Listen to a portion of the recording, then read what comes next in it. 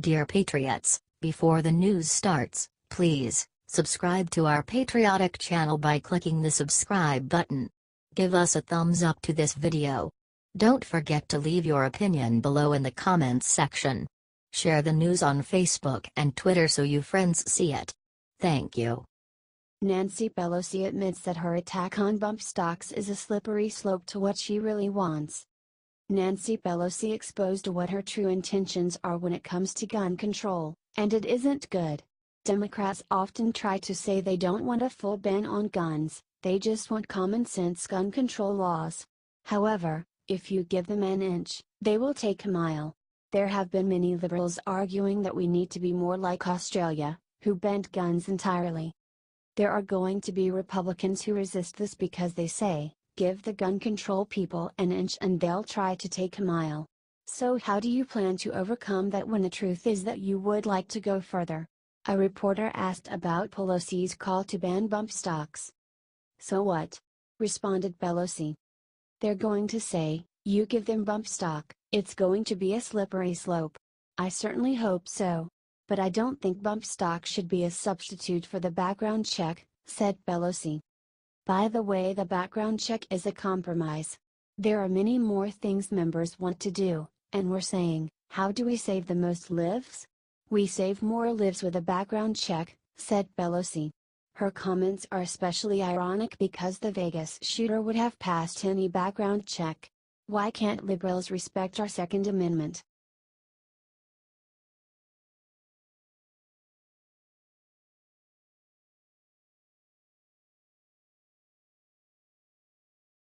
And Coulters eviscerates Washington Post for saying they are relieved Vegas shooter was white. The mainstream media has been celebrating that the Vegas shooter is a white guy and not a Muslim.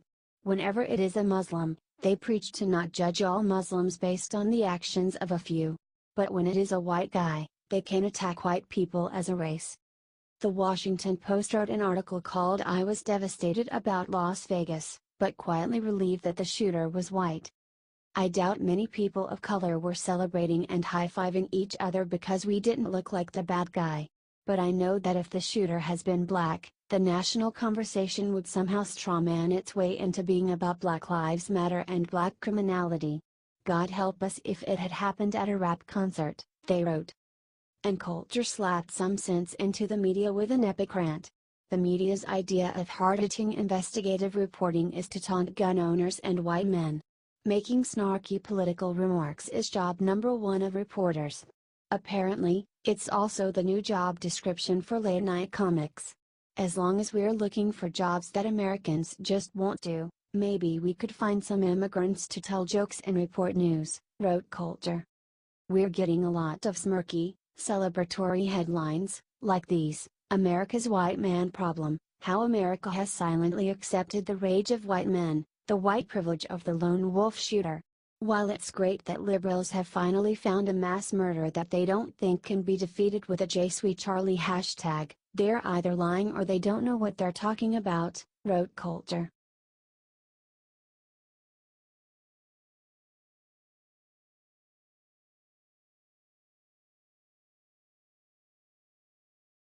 It only took 4 words for James Woods to crush Jimmy Kimmel after emotional anti-gun rant. Ever since the shooting in Vegas, talk show host Jimmy Kimmel has repeatedly used his platform to insult Republicans and conservatives. Because they are more pro-Second Amendment, Kimmel accuses them of not caring about the victims and even for being responsible for the shooting. However, conservative actor James Woods was able to crush Kimmel in just 4 words. Woods posted a link to an article from Mercury News called "Jimmy Kimmel Increases Security at Show Due to Trump Supporters." Ever since the late-night show host began crusading against the effort by President Donald Trump and congressional Republicans to repeal the Affordable Care Act, there have been incidents with Trump supporters that have forced him to increase security at his show tapings, says the article. "Surely not armed security?" tweeted James Woods. And that right there is the issue with Kimmel's entire argument. There are a lot of things we could do about it. But we don't, which is interesting because when someone with a beard attacks us, we tap phones, we invoke travel bans, We build walls, we take every possible precaution to make sure it doesn't happen again. But when an American buys a gun and kills other Americans, then there's nothing we can do about that, said Jimmy Kimmel on his show. They should be praying for God to forgive them for letting the gun lobby run this country, said Kimmel about Republicans.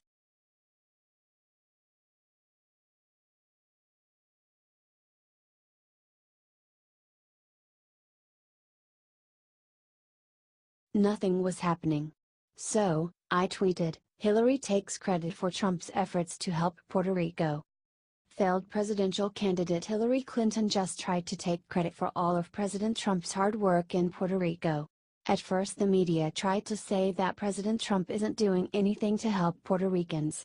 Now that he's doing so much that they can't deny it any longer, they are going to try to give credit to Hillary Clinton.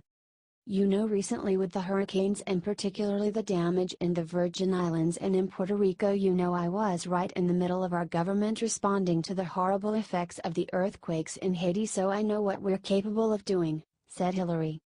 And I waited because I thought they don't need me saying, hey, send naval assets, get the hospital ship Comfort down there, but a couple of days later nothing was happening. So, I tweeted, she said. I tweeted at the President and the Secretary of Defense and the Defense Department. And I basically implored them to send naval assets, including the hospital ship, and it took a few more days and then finally they did, she said. She went on to argue that tweeting is the best way to get a response from the President. I suppose I could go on some of the TV shows he watches, but I think tweeting helped, she said.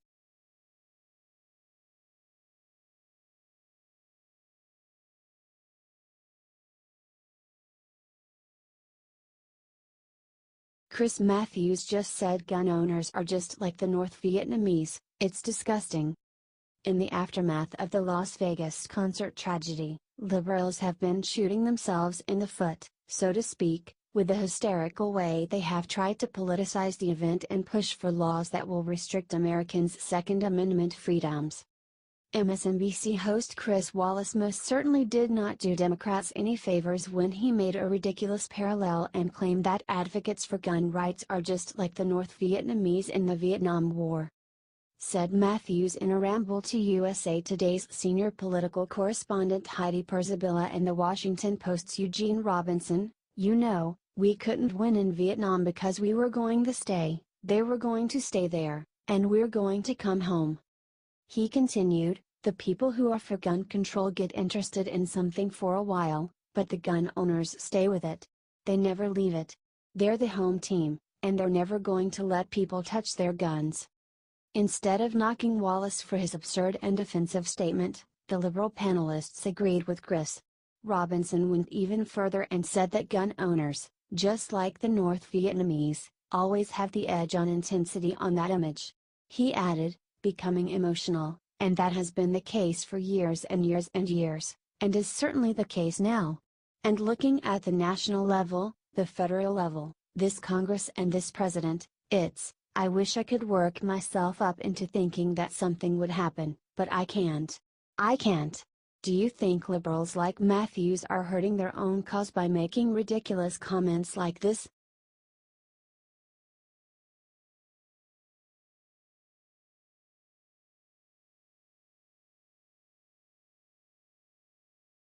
Rachel Maddow just said who her favorite Republican is, it's last person you'd expect.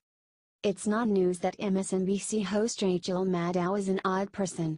She graduated from Stanford University and then was selected to be among only 32 American students to be a Rhodes Scholar and go to England's Oxford University. Instead of using her brainpower to make real change in the world, Maddow decided to become a tacky host on the most liberal-biased cable news station. Lesbian Maddow is a hardcore Democrat and wastes no shortage of breath railing in the most partisan, thoughtless fashion against conservatives. However, she recently made the surprising choice of naming for Variety magazine who her favorite Republican is. Scribbled Maddow in her article as part of the magazine's New Power of New York list, the country is still bewildered today by the transformation of the swaggering but stalwart conservative GOP of the Bush-Cheney era in less than a decade into the braying, cursing, Handsy, brazenly corrupt no-nothingism we're living through now.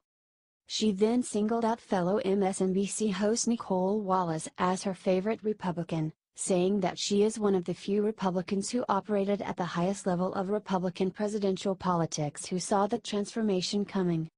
Maddow, who has no military background and has no business talking about patriotism, then said, "Nicole is a deep red Republican, and a loyal conservative, but she's a patriot first, second and third."